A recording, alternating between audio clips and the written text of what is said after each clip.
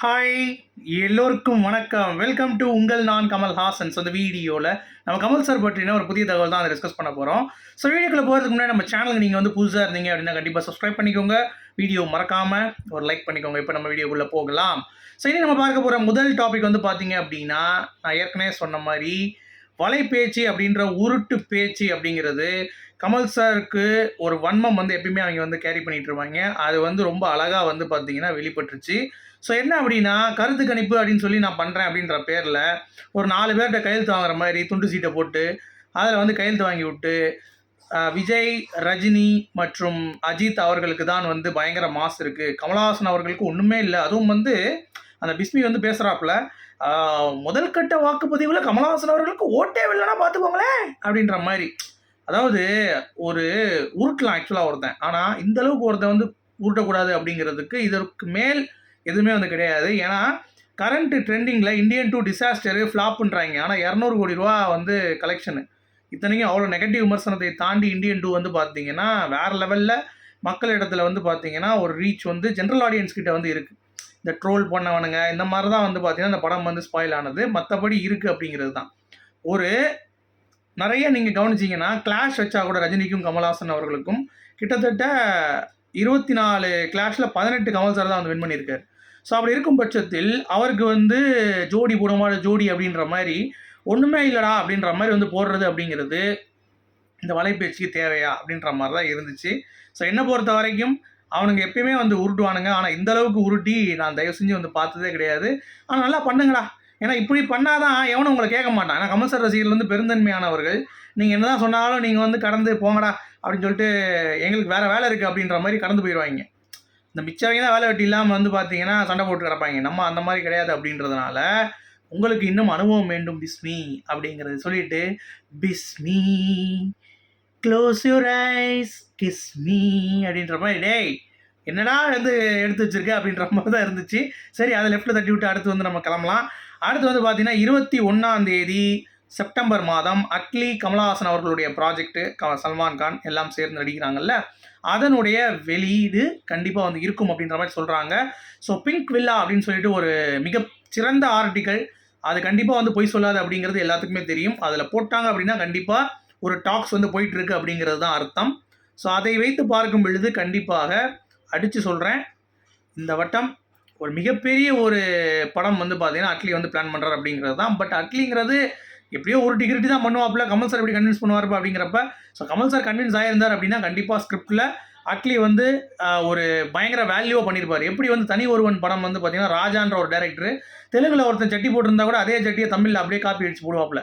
அவராக தனி ஒருவன் பண்ணுவான் அப்படின்ற மாதிரி நமக்கு வந்து ஷாக்காக இருந்தது. அந்த மாதிரி அட்லி அந்த படம் பண்ணேன் அப்படின்ற மாதிரி கமலஹாசன் சல்மான் கான் ப்ராஜெக்ட் பண்ணும் பொழுது எல்லாத்துக்குமே தெரியும் அப்படிங்கிறத நான் இங்கே தெரிவித்துக் கொள்கிறேன். என்ன இவ்வளோ கான்ஃபிடென்ட்டாக பேசுகிறீங்கன்னா, கமலஹாசன் அவர்களுடைய பங்கு இருக்குல்ல, இந்தியன் 2 மாதிரி எத்தனை இதில் ஏமாறுவார், இனிமேல் ஏமாற மாட்டார் கமல் சார் அப்படின்றது தான். அடுத்து தக் life September 20 ஷூட்டிங்கே முடிஞ்சிருச்சுங்க.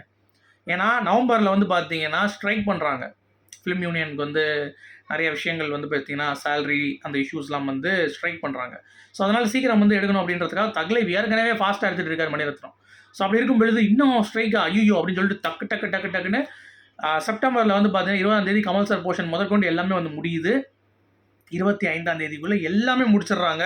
So it's gearing up for எனக்கு தெரிஞ்சு ஜனவரி 2025 ரிலீஸுக்கு சும்மா அருமையாக வந்து பார்த்தீங்கன்னா ரெடி ஆகுது தக் லைஃபு. என்னடா படம் ஆரம்பித்ததும் தெரியல முடிகிறதும் தெரியல அப்படின்ற மாதிரி நீங்கள் கேட்குறது எனக்கு புரியுது. அதே தான் எனக்கும் வந்து தோணுச்சு. ஏன்னா அந்தளவுக்கு ஃபாஸ்ட்டாக இந்த படம் வந்து பார்த்தீங்கன்னா பயங்கர ஃபாஸ்ட்டாக போகுது. ஒரு ஃபாஸ்ட் ஃபேஸ்டு மூவியாக இருக்கும் அப்படிங்கிறது நம்மளால் வந்து பார்க்க முடியுது. அடுத்து கமல் சார் அமெரிக்க பயணம் போனார்ல, என்னாச்சு அப்படின்னு சொல்லி அடுத்த கேள்வி உங்கள் மனதில் வந்து உதிக்கும். அதற்கு என்ன பதில் அப்படின்னு பார்த்தீங்கன்னா கண்டிப்பாக போகிறாருங்க. ஆனால் நான் ஏற்கனவே சொன்ன மாதிரி 90 நாட்கள் இல்லை, 40 நாட்கள் தான் வந்து கமல் சார் வந்து போகிறாரு அப்படிங்கிறது தான். ஏஐ கோர்ஸில் அட்வான்ஸ்ட் வந்து படிக்கிறாரு. ஸோ அதை படிச்சுட்டு வர்றப்ப அந்த கற்று வச்சுருந்த வித்தையை சும்மா இறக்கணும்ல ஒரு படத்தில். ஸோ அப்படிப்பட்ட படமாகத்தான் KH 237 அன்பறிவு அவர்களுடைய படமாக இருக்கும் அப்படிங்கிறது என்னுடைய ஒரு ஜட்ஜ்மெண்ட்டு. ஸோ அது எப்படி அது பண்ண போகிறாங்க, ஏன்னா ஒரு ஜேம்ஸ் பாண்ட் ஸ்டைல் ஒரு படம் அப்படின்ற மாதிரி சொல்லியிருந்தாங்க. ஒரு சரியான ஒரு த்ரில்லர் படம் அப்படின்ற மாதிரி, ஸோ பயங்கர ஆக்ஷன் த்ரில்லர் அப்படின்ற மாதிரி. ஸோ அப்படி இருக்கும் பொழுது அந்த எப்படி பூத்துவாங்க அந்த ஏஐ டெக்னாலஜியை ஒரு ட்ரையல் பார்த்துட்டு கமல் சார், அதாவது KH 237 எப்படி வருது அப்படின்றத பார்த்துட்டு அதுக்கடுத்து அவனை ஏஐயில் வச்சு மருதநாயகத்தை வெளுத்து வாங்க போகிறாப்புல அப்படிங்கிறது க்ளீனாகவே புரிஞ்சிருச்சு. சரியா? ஆனால் நிறைய பேர் வந்து பார்த்தீங்கன்னா என்ன சொல்கிறாங்க அப்படின்னா, மருதநாயகத்துக்கு இப்போ தங்கலானில் விக்ரம் நடித்தார்ல, அதை வச்சு டெஸ்ட் பார்த்தாரு கமல் சார். கண்டிப்பாக விக்ரம் தான் பண்ண போகிறார், கமல் சார் இயக்க போகிறார் அப்படின்ற மாதிரி. அந்த மாதிரிலாம் கிடையாது. அப்புறம் எதுக்கு ஏஐ படிக்கணும்? ஏஐ படித்தோம்னா அதில் நாங்கள் மூஞ்ச மாற்றி வேறு லெவலில் வருவோம்டா. நீங்கள் மருதநாயகர் ட்ரெயிலரில் பார்த்ததோட இங்கே பல மண்டங்களில் சும்மா வேறு லெவலில் ரொம்ப பயங்கரமாக ஒரு கெட்டப்போடு நாங்கள் வந்து வருவோம் அப்படிங்கிற மாதிரி வெறி கொண்டு வந்து பார்த்தீங்கன்னா கமல் சார் வந்து பார்த்தீங்கன்னா பண்ணுறாங்க அப்படிங்கிறது தான். ஸோ 90 நாட்களோட பயணம் 45 நாட்களுடன் முடிவடைகிறது அப்படிங்கிறது நம்மளால் பார்க்க முடியுது. ஸோ வெயிட் பண்ணி பார்ப்போம். அடுத்து இந்த சல்மான் கான் படம் இருக்குல்ல, அது 1000 கோடி ரூபா கன்ஃபார்ம்ன்ற மாதிரி இப்பயே பேச ஆரம்பிச்சிட்டாங்க. டேய் போதும்டா, இந்த 1000 கோடி சொன்னாலே நெஞ்செல்லாம் வலிக்குது அப்படிங்கிறது தான் பாயிண்ட்டு. ஏன்னா இந்தியன் 2 அப்படி தான் வந்து எதிர்பார்த்தாங்க. ஆனால் படம் வந்து பார்த்தீங்கன்னா டபால்னு வந்து இறங்கி போயிடுச்சு அப்படிங்கிறது தான். ஸோ அப்படி இருக்கும்போது எக்ஸ்பெக்டேஷன்ஸ்லாம் வேண்டாம். ஓகே, படம் நல்லா வந்தால் போகும் அப்படின்ற மாதிரி வச்சுக்கோங்க. பட் எப்படி இருக்குது அப்படிங்கிறத வெயிட் பண்ணி பார்ப்போம். ஓகேங்களா? அடுத்து ஏவிஎம் ப்ரொடக்ஷன்ஸில் இன்றைக்கி ஒரு போஸ்ட் போட்டிருந்தாங்க. தூங்காதே தம்பி தூங்காதே தான் எங்கள் ப்ரொடக்ஷனில் அதிகமாக ஓடின படம். 250 நாட்கள் அந்த படம் வந்து ஓடி சாதனை பண்ணுது. அந்த சாதனை இதுவரைக்கும் உடைத்தது எந்த ஒரு படமும் கிடையாது. அந்த அளவுக்கு வந்து பார்த்திங்கன்னா அந்த சாதனை இன்னமும் வந்து பார்த்திங்கன்னா உடைக்க முடியாத அளவுக்கு இருக்குது அப்படின்ற மாதிரி அவங்க வந்து பேசியிருக்காங்க. அது செம்மையாக இருந்தது. அப்புறம் கமல் சார் மெய்யழகன் அப்படின்ற அந்த படத்தில் ஒரு பாட்டு பாடியிருந்தார்ல, அதில் கார்த்தி அவர்கள் கமல் சார் பாடினது அப்படிங்கிறது எனக்கு என் வாய்ஸ் நான் பாடுற மாதிரி அந்த மாதிரிலாம் இருக்கும். எனக்கு ரொம்ப வந்து எக்ஸைட்டடாக இருக்குது. ஏன்னா கமல் சார் ரொம்ப பிடிக்கும் அப்படின்றத தாண்டி அவருடைய பாடல், அவருடைய அந்த வரிகள் நான் பாடும் பொழுது எப்படி இருக்கும் அப்படிங்கிறது நான் பயங்கர எக்ஸைட்டடாக இருக்கேன். செம்மையாக வந்திருக்கு அப்படின்ற மாதிரி அவர் சொல்லியிருக்காரு. அடுத்து அந்த பாடலை எழுதிய லிரிக்ஸ் ரைட்டர் உமாதேவி அவர்கள் அவங்க சொல்லியிருக்காங்க, என்னுடைய லிரிக்ஸ் வந்து சாதாரணமாக தான் இருந்துச்சு. ஆனால் கமல் சாருடைய சிம்ம குரலில் அந்த லிரிக்ஸை கேட்கும்போது எனக்கு வேறு மாதிரி ஒரு ஹைலைட் வந்து இருக்குது. அப்படியே ஒரு கூஸ் பம்ப்ஸ் வந்து பார்த்திங்கன்னா உருவாகுது அப்படின்ற மாதிரி அவங்க வந்து பேசியிருக்காங்க. அது ரொம்ப அருமையாக இருந்தது. அப்புறம் கோட்டு படம் வந்து ரிலீஸ் ஆக போது பயங்கரமான புக்கிங் போயிட்டுருக்குங்க. ஸோ கமல் சாரோட இந்தியன் 2 இது பிரேக் பண்ணிடும் அப்படின்ற மாதிரி சொல்கிறாங்க புக்கிங் கலெக்ஷனில். இந்த வருஷத்தோடைய ஹையஸ்ட் கிராஸராக கோட் வந்து இருக்கும் அப்படின்ற மாதிரி இனிஷியல் புக்கிங்லேயே தெரியுது. ஸோ கங்க்ராட்ஸ் டு தளபதி விஜய் அவர்கள் அப்படிங்கிறத சொல்லிவிட்டு நம்ம அதுக்காக விட்டுருவோமா, தக் லைஃப் நாங்கள் திருப்பி வருவோம்டா அப்படின்ற மாதிரி சொல்லிக்கலாம். அடுத்து இந்த ராதிகா அவர்கள் கமலஹாசன் அவர்களை பற்றி என்றைக்கோ பேசினதை எடுத்து கமலஹாசனை பற்றி இப்போ தான் பேசியிருக்காங்கன்னு சொல்லிட்டு வருது. இந்த ஹேமா கமிட்டி நீங்கள் கேள்விப்பட்டிருப்பீங்க. கேரளாவில் ஒரு மீ டூ மாதிரி ஒன்று நடக்குது. அதில் வந்து ராதிகா அவர்கள் கேமரா வந்து கேரவானில் வைக்கிறாங்க அப்படின்ற மாதிரி ஒரு கான்ட்ரவர்சியாக வந்து பேசினாங்க. அப்போ அதுக்கு முன்னாடி பேசின இன்டர்வியூ எடுத்து போட்டிருக்காங்க. அதாவது சிப்பிக்குள் முத்து படத்தப்போ இந்த லிப் கேஸ் அப்படிங்கிறது அப்போ வந்து பார்த்தீங்கன்னா இம்ப்ளிமெண்டேஷன் பண்ணுவாங்க. அதெல்லாம் வந்து எனக்கு வேண்டாம் அப்படின்றதுக்காக நான் அந்த படம் தான் சிப்பிக்குள் முத்து தான் கடைசி, அதுக்கடுத்து நான் பண்ணல அப்படின்ற மாதிரி சொல்லியிருந்தாங்க. ஓகேவா? ஆனால் அதை வந்து எப்பயோ பேசினது அது அவங்க இன்டர்வியூவில். இப்போ இதை வந்து பேசுகிறப்ப இன்னொரு இது கமலஹாசனை பற்றி பேசியிருக்காங்க அப்படின்ற மாதிரி சில விஷயங்கள் வந்து பரப்புகிறாங்க. அது அப்போ பேசுனது கிடையாது. அது அந்த டைமில் அவங்க மார்க்கெட் இருக்கிறப்ப இதெல்லாம் பண்ணணும் அப்படிங்கிற மாதிரி அவங்களுக்கு ஒரு கட்டாயம் வந்த பொழுது அவங்க பேசின ஒரு விஷயத்தை இப்போ எடுத்து ட்ரெண்ட் பண்ணிகிட்டு இருக்காங்க. அதை நம்பாதீர்கள் அப்படிங்கிறத நான் வந்து சொல்லிக்கிறேன். அடுத்து இந்த ஜெயிலர் ஸ்கேமு போட்டு அர்ச்சனா கல்பாத்தி வந்து உடச்சி விட்டாங்க. ஸோ ஏற்கனவே சொன்ன மாதிரி கோட்டுடைய ப்ரொடியூசர் அவங்க வந்து பிகில் இருந்துச்சு, அதுக்கடுத்து இப்போ விக்ரம் உடச்சிச்சு, இப்போ அடுத்து லியோ வந்து இப்போ கரண்ட்டில் இருக்குதுன்னு சொல்லி முடிச்சு விட்டாங்க. சரியா? அப்போ ஜெயிலர் எப்படின்னா இப்போ கமலஹாசன் அவர்களுடைய படம் வந்து 432 கலெக்ஷன் பண்ணுதுன்னா 433 1 ரூபா கூட வைப்பாங்க, வச்சு நாங்கள் தான் அப்படிம்பாங்க. அடுத்து லியோ வந்து 500 கலெக்ஷன் பண்ணிச்சுன்னா ஜெயிலர் 501 அப்படின்ற மாதிரி வைப்பாங்க. இப்போ கோட் வந்து 600 கோடின்னு சொல்கிறோன்னு வைங்களேன், வேட்டையன் 601 அப்படின்ற மாதிரி வைப்பாங்க. ஸோ இது வந்து எப்பயும் நடக்கிறது தான். ரஜினி ரசிகர்கள் வந்து பார்த்தீங்கன்னா அவங்கள வந்து இது பண்ணணும், ஒரு பூதாகரம் கொடுக்கணும் அப்படின்றதுக்காக. ஏன்னா கமல் சார் என்ன பண்ணுறாரோ அதை திருப்பி காப்பி அடிச்சு பண்ணுறதுல ரஜினி அவர் வந்து பயங்கர வள்ளல். சரியா?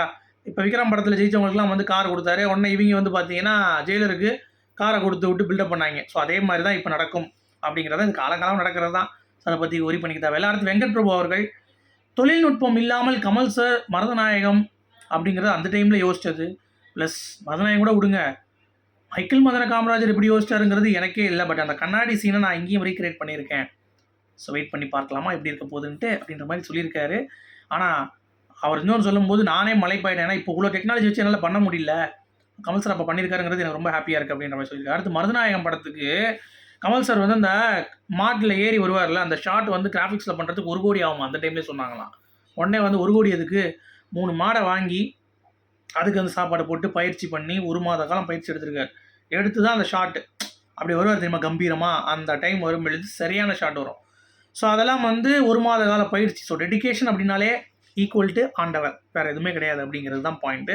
ஸோ அதை நீங்கள் புரிந்து கொள்றதுக்கு ஒன்றும் இல்லை. நம்ம ஆண்டவர் ரசிகர்கள்னால புதுசாக யாராவது பார்க்குறாங்கல்ல, அவங்க புரிந்து கொள்வார்கள் அப்படிங்கிறது தான். அடுத்து KS237 சும்மா பிளானிங் ஸ்கெட்ச் எல்லாம் பயங்கரமாக போட்டுட்டு அன்பரி வந்து வெயிட் பண்ணி வெறி கொண்டு இருக்காங்க.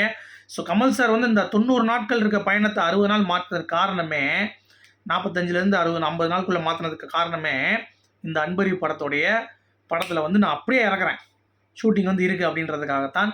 ஸோ வெயிட் பண்ணி பார்க்கலாம். உங்களுடைய கருத்துக்கள் சொல்லுங்கள். மீண்டும் நாளை இன்னும் சூப்பரான சந்திப்போம். அது வரைக்கும் குட் பை.